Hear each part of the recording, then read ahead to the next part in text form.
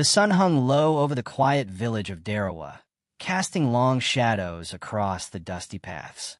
Small houses made of clay stood close together, their rooftops slanted and worn by time.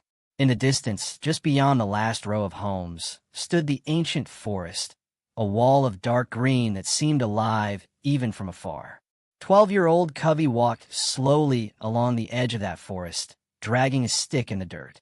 He was a thin boy with soft features and gentle eyes, the kind that always looked like they were holding back thoughts no one else cared to hear. Most of the other children in the village shouted, played, and ran around with loud confidence. But Covey was different. He liked silence. He liked watching the wind move through the trees. And most of all, he liked feeling unseen, because being seen usually meant being judged. At home, things weren't easy. His father, Raghav, believed that a boy should be tough, loud, and unbreakable. To him, strength meant never crying, never hesitating, never showing fear. But Covey wasn't like that. He felt everything: fear, sadness, hope, and he felt it deeply. When he tried to talk, his voice would shake. When he felt hurt, his eyes filled with tears he tried to hide. His father didn't understand that. Or maybe he didn't want to. Earlier that morning, Raghav had snapped at him again. "Stop acting weak," he had said sharply. "You're almost a man. Act like one." Those words stayed stuck in Covey's chest like thorns. All day, he replayed them, wishing his father could see who he really was, not who he wanted him to be. To escape the heaviness inside him, Covey walked toward the forest, the only place where he felt he could breathe freely. The trees towered above him like silent guardians, their leaves whispering secrets as the breeze moved through them. Some villagers said the forest was ancient, older than any village elder could remember. They claimed the trees held memories of people long gone, and that the wind carried the voices of spirits who still wandered between the roots. Children were warned never to wander too deep.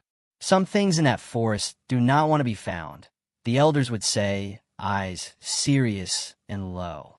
Most kids listened, but Covey was drawn to that place, almost as if the forest understood something about him that no one else did. He stepped inside, feeling the cool shade wrap around him.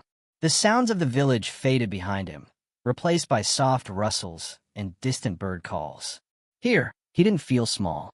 He didn't feel wrong. He felt heard in a strange and silent way. Covey ran his fingertips along the bark of a tall tree. Its surface was rough but warm. The wind blew gently, carrying the scent of damp earth.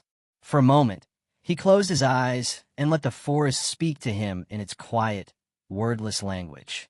Sometimes he imagined the forest whispering his name. Sometimes he thought he heard faint voices, soft like an old song. It never scared him. It made him feel less alone, like someone or something was listening when no one else would. He continued deeper, stepping over twisted roots and patches of soft moss. The world here felt different, heavier, but comforting. Sunlight broke through the treetops in scattered beams, lighting the path in broken gold. There, surrounded by towering trunks and drifting leaves, Covey felt a deep, longing rise inside him. A longing to be understood, to be seen without being judged, to be accepted for the gentle, quiet person he was. He didn't know it yet, not truly, but the forest was listening. And somewhere deeper within its shadows, something ancient stirred. Something that had been waiting for a heart like his, one full of loneliness, softness, and silent hope. The wind shifted suddenly, brushing against Covey's cheek like a cold breath. He didn't notice the forest leaning in, watching him with invisible eyes. He didn't know that his desire to be seen would soon be answered, and not in the way he expected.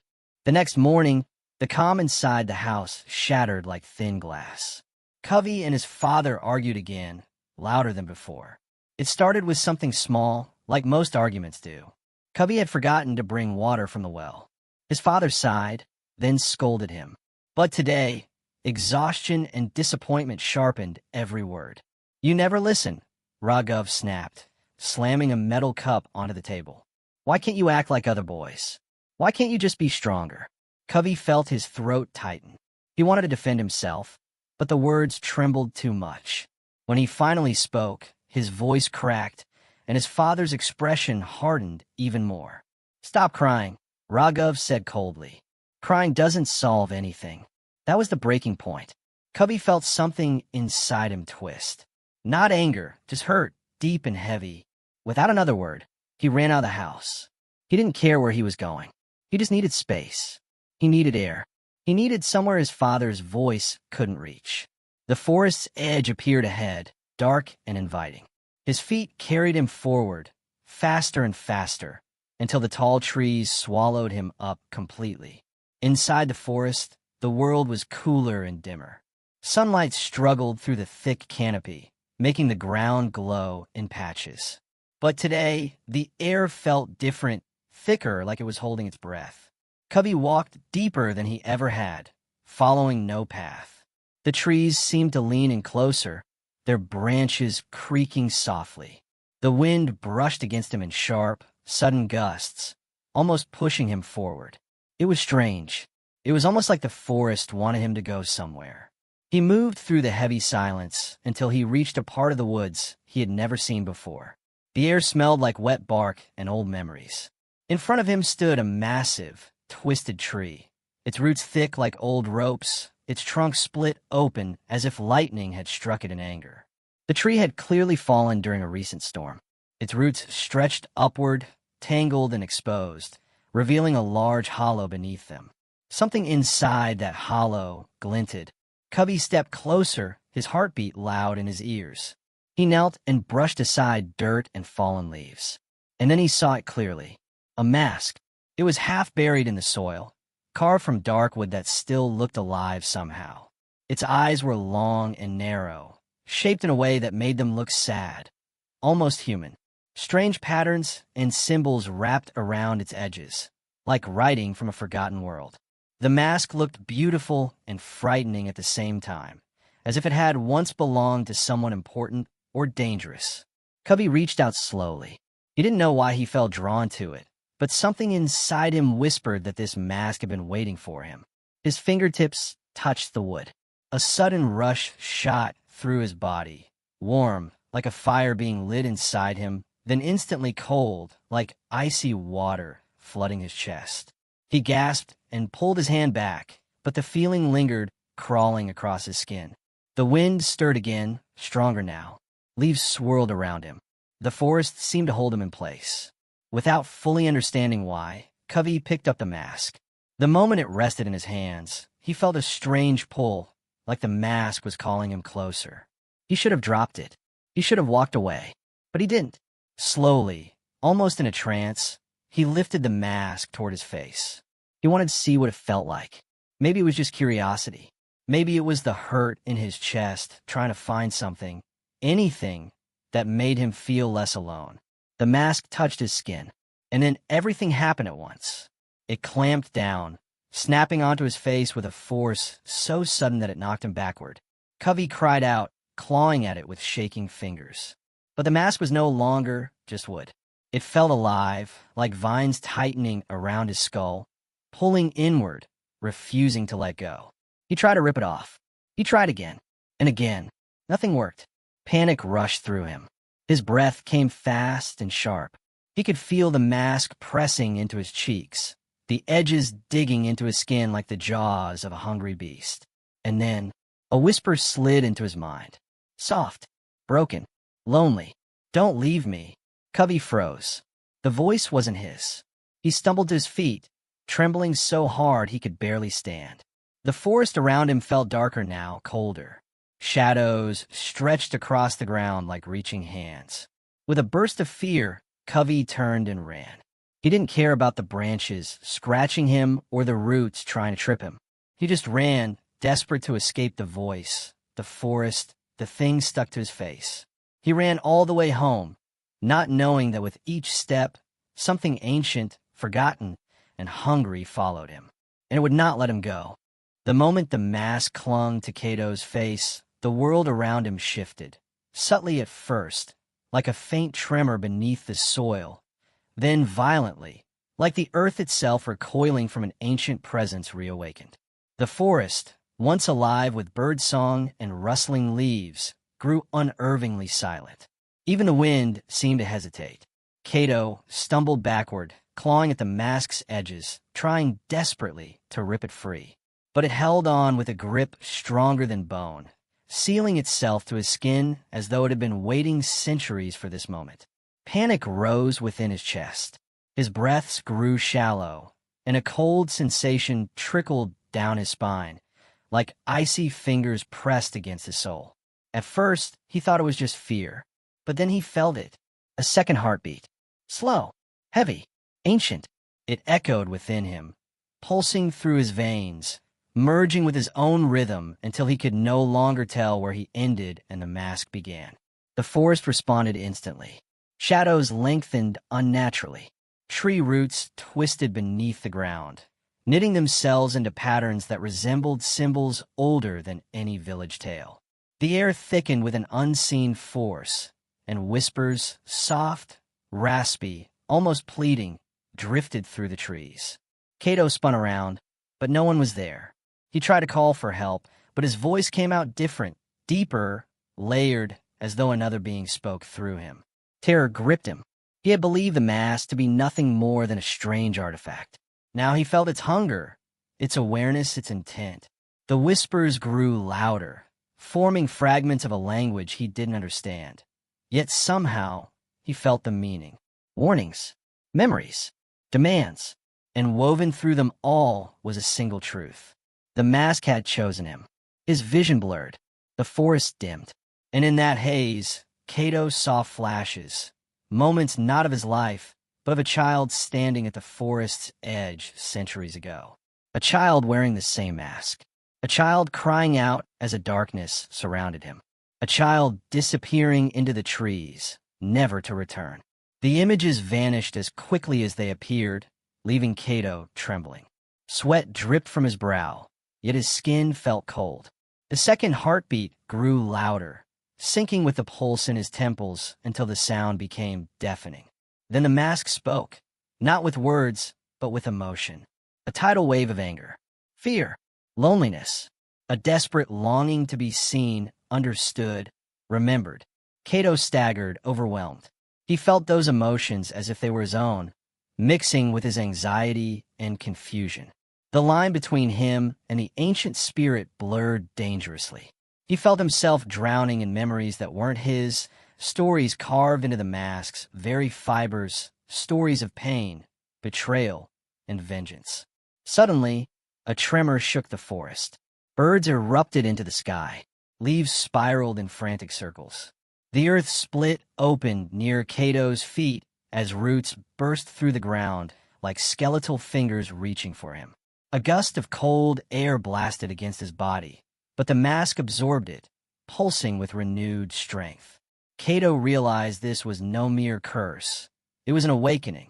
The mask had been dormant, buried under roots and time, waiting for someone with a heart open enough, vulnerable enough, to let it in. Someone it could use to fulfill the unfinished purpose it carried. And now it had found him. His surroundings darkened again, this time more violently. The trees seemed to bend toward him, their trunks groaning as they leaned closer, as though they were bowing to the mask itself.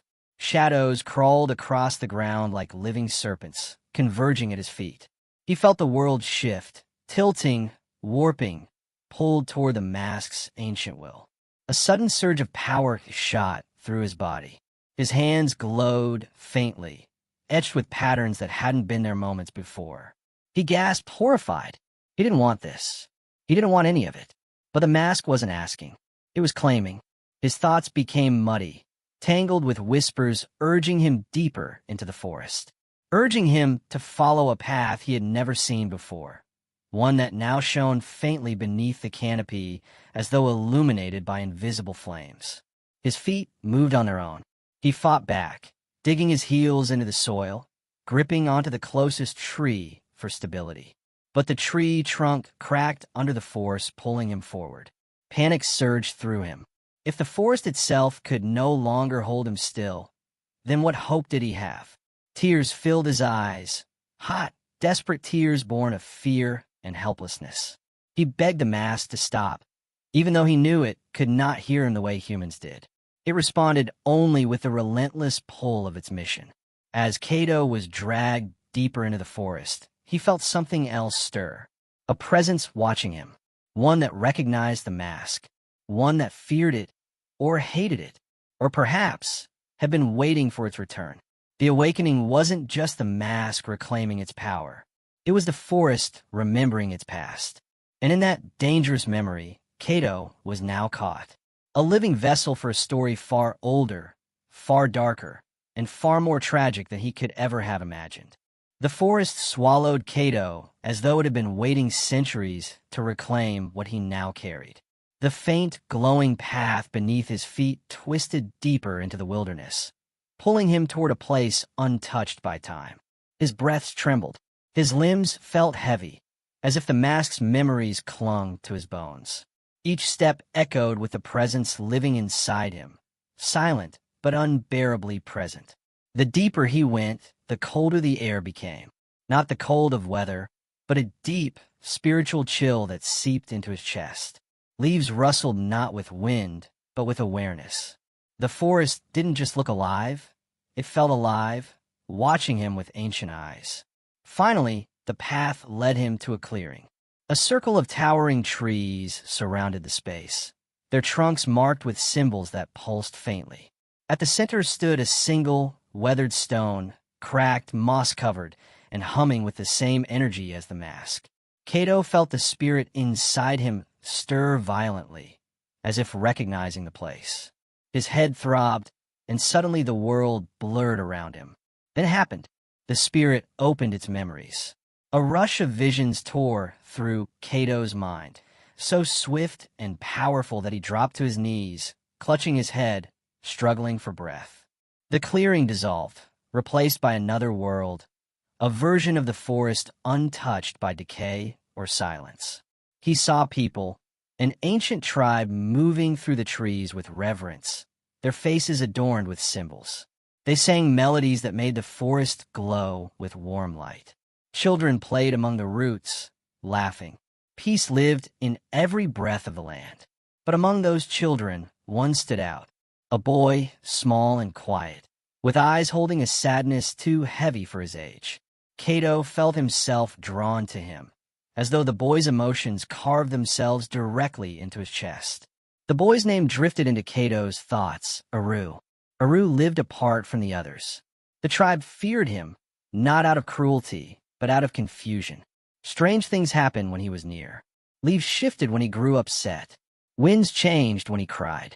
And sometimes the shadows moved in ways that frightened even the elders. He was a child of the forest, bonded to its spirit, chosen without asking. Aru never wanted power. He only wanted to belong, to be understood. But the tribe's fear grew with each passing year.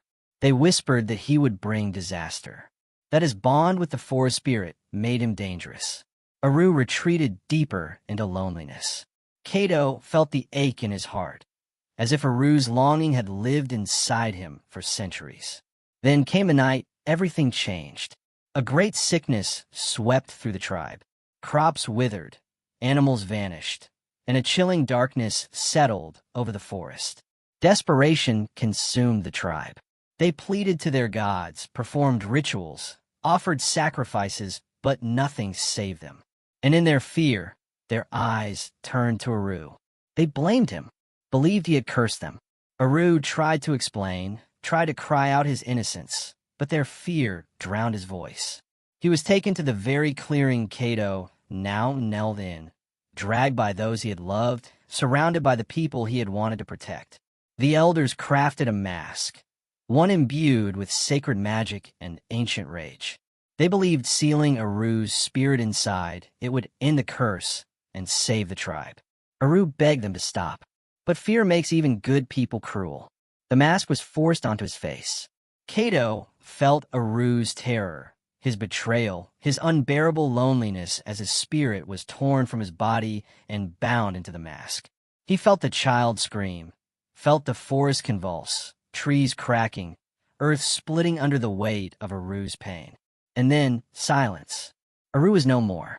Only the mask remained, filled with a child's heartbreak and a spirit's shattered power. The vision shifted again. Cato saw the tribe fall into ruin despite their sacrifice. The sickness did not lift.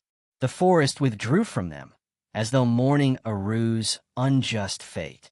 One by one, the tribe vanished, leaving the mask buried beneath roots and time. As the final image faded, Cato returned to himself, gasping for air in the clearing. Tears streamed down his face, not just his own, but Aru's. The spirit inside him trembled, tormented by memories it had carried alone for centuries. For the first time, Cato understood. The mask's curse wasn't born of malice. It was grief. The forest didn't fear Aru. It mourned him. Cato felt the spirit's longing, its desperate desire, not for revenge, but for release. For someone to finally acknowledge its pain. For someone to hear it, see it, understand it. The heartbeat inside Cato softened, no longer forcing, but pleading. And with that realization came a terrifying truth.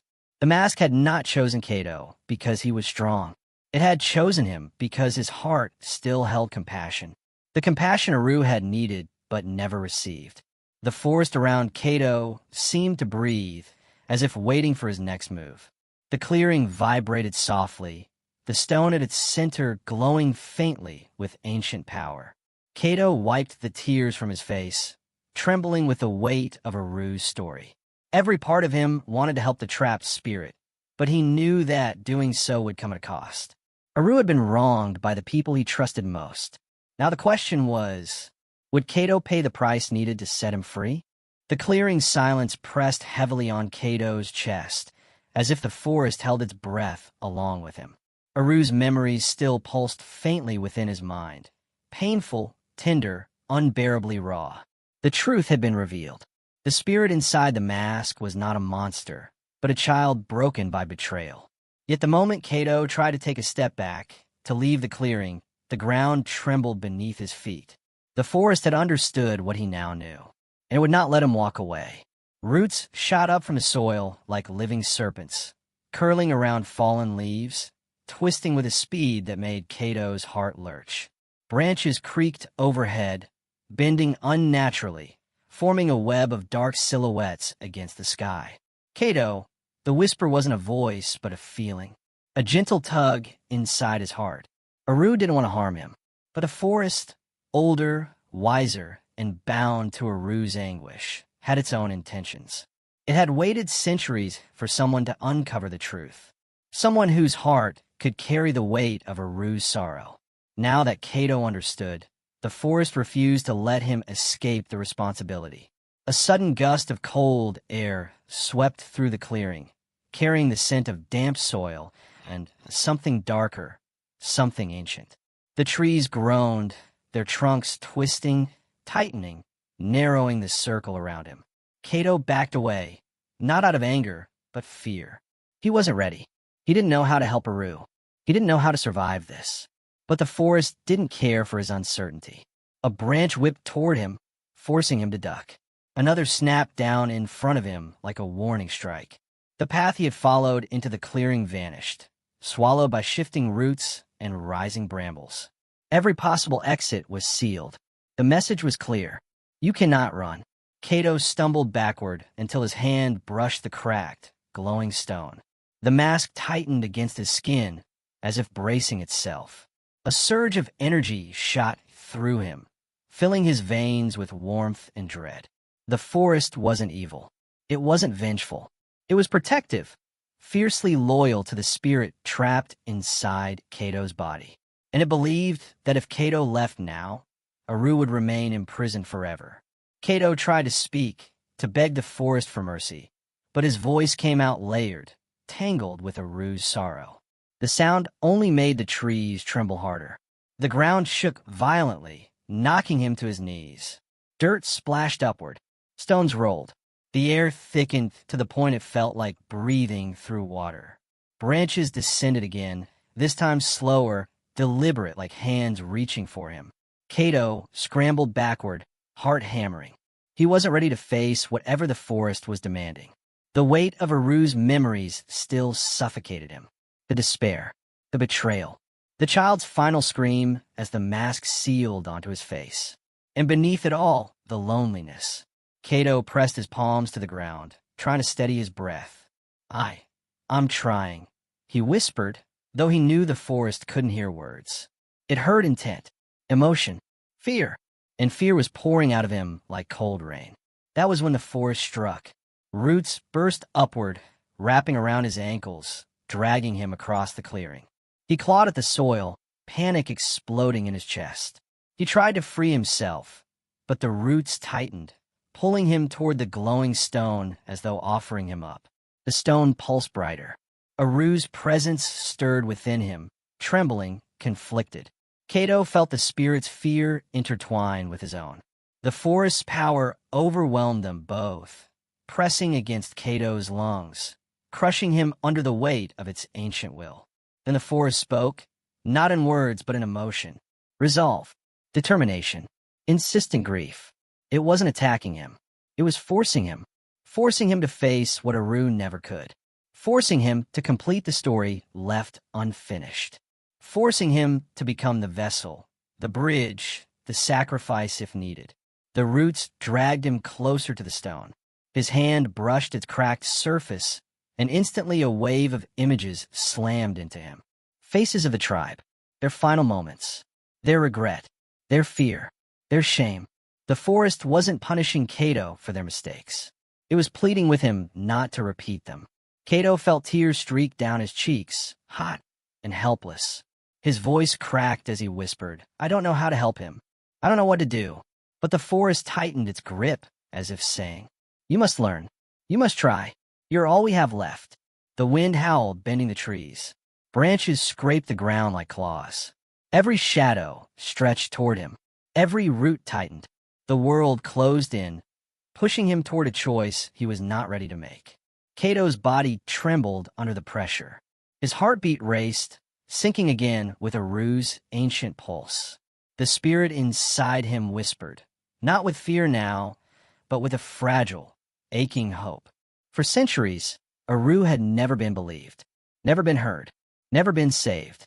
Cato was his last chance. Still, Cato felt something shifting, something darker. The forest's desperation was turning dangerous, suffocating. If he didn't act soon, its force would crush him entirely. A branch slammed into the ground beside him, inches from his face. Roots twisted around his wrists. His breath came in shallow gasps. The forest no longer felt like a guardian. It felt like a captor, and Cato realized something terrifying. If he failed to free Aru, the forest would bury him here, with the mask, with the spirit, forever. Because to the forest, losing one more innocent soul was better than repeating the past. Cato's lungs burned as the forest closed around him like a tightening fist. The roots gripping his wrists and ankles pulsed with an unsettling rhythm, as though the trees themselves had a heartbeat. The cracked stone before him glowed brighter, filling the clearing with a sickly white light. Aru's presence trembled inside him, nervous, hopeful, terrified all at once. Something was changing. A low groaning sound echoed from deep within the earth, vibrating through Cato's bones. The forest was no longer simply reacting. It was preparing. "Cato," Aru's whisper brushed against his mind, weak but desperate. "Don't be afraid." But Cato was afraid. His whole body shook with it. He didn't know what the forest wanted. He didn't know how to fix a wound that had bled for centuries. The roots dragged him closer to the glowing stone. The moment his hand touched it, the world fractured. The clearing vanished. Darkness swallowed him whole, thick, heavy, alive. Cato gasped, reaching for something solid, but his fingers touched only air. The ground beneath him felt like a shifting dream, pulling him in deeper. Then a soft light flickered. A small figure stepped forward from the shadows. A boy, barefoot, dressed in simple tribal cloth, hair messy, eyes wide with grief and fear. His face looked painfully young, no older than Cato. But the sadness in those eyes, it stretched far beyond any child's lifetime. Aru, this time not as a whisper, not as a feeling, but as a shape standing before him. Cato stared, frozen, his heart clenched. Aru looked so fragile, like a candle flickering in a storm. His hands trembled. His lips parted as though he wanted to speak, but didn't remember how. Aru, Cato breathed, the name cracking in his throat. The boy flinched, like hearing his name hurt. Aru lifted a hand, reaching toward him, then stopped halfway. His fingers curled into a fist. A shadow flickered behind him, tall, shifting, full of rage that had nowhere to go. I never meant to hurt you, Aru whispered. His voice echoed strangely, as if layered with old cries. I only wanted someone to hear me. Cato stepped forward instinctively, though fear crawled up his spine. I hear you now. Aru's gaze lifted slowly, filled with disbelief. No one listened before, he murmured. No one tried. They locked me away. They let the forest swallow me. His voice trembled, rising with each word. They forgot me. The shadows behind him writhed, swirling into distorted shapes, faces twisted with guilt, hands reaching then fading. The memories of betrayal. Cato swallowed hard. I won't forget you. The shadows hissed. The roots, the branches, the darkness. Everything tightened around them as though the forest was listening, waiting for an answer. Aru stepped closer. His form flickered, like his body was made of broken memories struggling to stay together. Then help me, Aru whispered. Break what binds me. Free me. Ow! Cato's voice cracked. What do I have to do? Aru hesitated. His eyes drifted downward. You must take my place. Cato's blood ran cold. The clearing shifted. The shadows pressed in. Even the air froze. Aru continued, voice trembling. The mask needs a heart to hold, a soul to rest in. If you take the burden, even for a moment, the forest will release me. Cato felt the mask tighten on his face, reacting to the words. Take his place. Become a vessel. With a curse, so Aru could finally be free. His breath came fast. His heart pounded. I'll die, he whispered. Aru shook his head quickly. No, not if you are strong enough. Not if you trust yourself. I survived long enough for you to find me. You can survive long enough to release me. But the forest, Cato's voice cracked. It already wants to bury me. Aru stepped closer, placing a ghostly palm against Cato's cheek. His touch felt cold and warm at the same time, like a memory struggling to live. The forest is afraid, Aru whispered. Afraid of losing me. Afraid of another betrayal. You must show it something different. He paused. You must show it courage. The shadows trembled violently, hearing that word.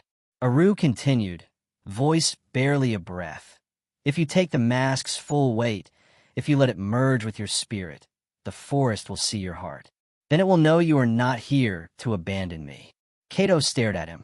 And then, Aru said, stepping back, you tell it to let me go. The forest groaned. A deep, thundering sound like the earth itself protesting. Aru lowered his head. Please, Cato, I don't want to stay here anymore. Tears blurred Cato's vision. Aru looked so small, so tired, so ready to slip away forever. Cato's legs trembled. His hands shook, but he nodded, because he knew the truth. Aru wasn't asking for sacrifice. He was asking for trust. Cato stepped toward him. The shadows parted reluctantly. The forest rumbled in warning. But he didn't stop. He placed both hands over the mask on his face. The wood tightened instantly, recognizing what he intended. Aru swallowed, hope flickering across his face like a new dawn. Cato, are you sure? No, Cato whispered honestly. But I'm sure you don't deserve to suffer anymore. Aru's face crumpled, half pain, half gratitude. Cato drew in a sharp breath. Then he spoke the words that sealed the bargain. Take me instead. The forest screamed. The light shattered. The darkness lunged. Aru reached for him, and the mask began to absorb Cato's soul. The world fractured into blinding white as the mask tightened its grip around Cato's spirit. His vision blurred, the forest spinning into streaks of shadow and trembling light. A deep roar shook the ground, like the forest itself was crying out in fear, rage, and disbelief. Cato's knees buckled. A rush of icy air spilled into his lungs, and for a moment he felt himself slipping, falling into a cold, endless void. But then, the darkness paused. A single hand grasped his shoulder. Aru. His face shone with soft, trembling light, the edges of his form thinning like smoke. "Hold on," he whispered, though his own voice seemed to be fading. "You're almost there."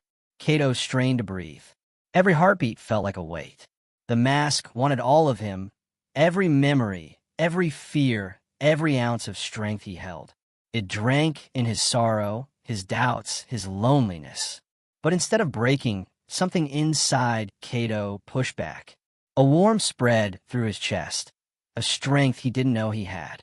Maybe it came from remembering his mother's gentle hands. Maybe from the hope that his father might finally see him. Or maybe it came from Aru himself, this boy who had suffered far too long. Whatever it was, the warmth grew, filling the cracks in his spirit, holding him steady. The forest shuddered. The roots that had been clawing up from the earth froze midair. The twisting shadows pulled back as though stunned. The ancient trees leaned inward, their branches trembling, listening. Kato pushed one trembling hand forward, his fingers brushing against the glowing stone in the heart of the clearing. The moment he touched it, his voice, weak but steady, rose. "Let him go." The forest let out a low, trembling moan. Leaves shook violently, winds whipped through the clearing, and the soil cracked under the weight of centuries of grief. Kato raised his voice, louder this time. "He's not yours to hold anymore." Aru stared at him, eyes wide with a fear that had lived inside him for generations. "Kato, stop!" The forest. Kato shook his head, even as the mask constricted painfully. "No, you deserve peace." Something inside the forest snapped. A shockwave rippled outward, gentle, warm, like a breath after crying for too long. The light from the stone surged, lifting Aru's small, fading figure into the air. He looked down at his own body as it shimmered, the edges turning into dust-like particles that drifted upward. His expression shifted from confusion to disbelief to something soft and peaceful. "Kato," his voice trembled. "You did it." Kato's legs gave out beneath him. He fell onto his hands, gasping, the mask loosening slightly but still gripping him like it didn't want to let go.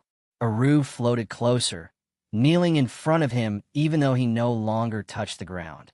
"Thank you," he whispered, "for seeing me, for hearing me, for giving me this chance." Kato looked up through tears. "I'm sorry you were alone." Aru shook his head gently. "Not anymore." Then, with a soft, almost childlike smile, Aru leaned forward and placed a small hand on the mask. The wood cracked, not violently, gently like an old shell opening. A thin line split across its surface, glowing with soft golden light. Kato held his breath as the mask began to loosen, falling away piece by piece, each fragment dissolving as it touched the air. The weight lifted from his face, from his chest, from his soul. Aru's body flickered, fading into shimmering particles.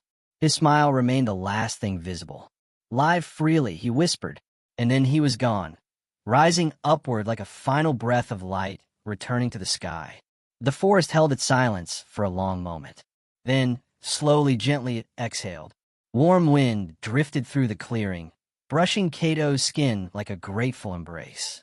The trees straightened, their leaves glowing faintly. Flowers pushed through the soil as though waking from a long nightmare. The oppressive chill vanished, replaced by a comforting heat. It felt like the forest was alive again. Kato collapsed fully onto the ground, exhausted. As the clearing glowed softly, he felt arms wrap around him, real, warm, trembling. His mother. "Kato! Kato, thank God." Her voice cracked as she held him tight. A second pair of hands touched his shoulders, rough and shaking. His father knelt beside them. His eyes were wet, something Kato had not seen in years. "I'm sorry," his father whispered in a broken voice. "I'm so sorry, son." Kato leaned into him, too tired to speak, but the warmth in his father's grip said everything. Above them, the last of Aru's light disappeared into the treetops. The curse was gone. The forest breathed freely again. And for the first time in his life, Kato felt the world open around him, Not tight, not cold, not demanding silence, but soft, warm, alive.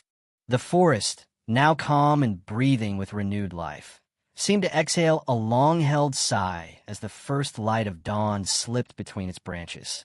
For the first time in days, the wind carried no whispers, no warnings, only the gentle hum of a world restored. But for the boy, peace did not come as easily as the sunrise. He stood at the forest's edge, the remnants of the mask, now only a faint, ghostly mark on his skin, forming a reminder he could never quite escape. Though the mask had vanished, its memory lived in him like a second heartbeat. Sometimes he felt a lingering warmth on his cheek, as if the spirit's hand still rested there in silent gratitude. Other times, when the air grew unnaturally still, he sensed the faintest echo of its presence, not threatening, but watchful, like a guardian who had stepped into another realm, yet refused to break the final thread tethering them. When he returned to the village, the people looked at him differently, not with fear, but with a quiet reverence, as though sensing a story carved in shadows lingering behind his eyes. They asked questions, soft, careful ones, but he spoke little, not out of secrecy, but out of respect. Some truths weren't meant to be repeated. Some stories were not his alone to tell. Days passed, and the boy found himself wandering the forest paths again. Though healed, the land still bore faint scars, trees bent from unseen battles, stones rearranged by ancient forces, soil disturbed where roots had clawed free. Yet life persisted. New shoots rose from the earth. Birds returned to branches once stilled by sorrow. The forest was recovering. One evening, just as the sky darkened into twilight, he paused near the spot where he had once found the mask. The roots had curled back into the earth, as though hiding secrets too old to surface again. There was no glow now, no presence waiting beneath. But when he closed his eyes, he felt it, a quiet pulse, gentle and distant, like a farewell whisper carried through time. The spirit had moved on. The curse had broken, yet its echo lived on within him, not as a burden, but as a reminder. Even the darkest stories can find light, and even the oldest wounds can heal when someone chooses to face them. The forest breathed again, but so did the boy.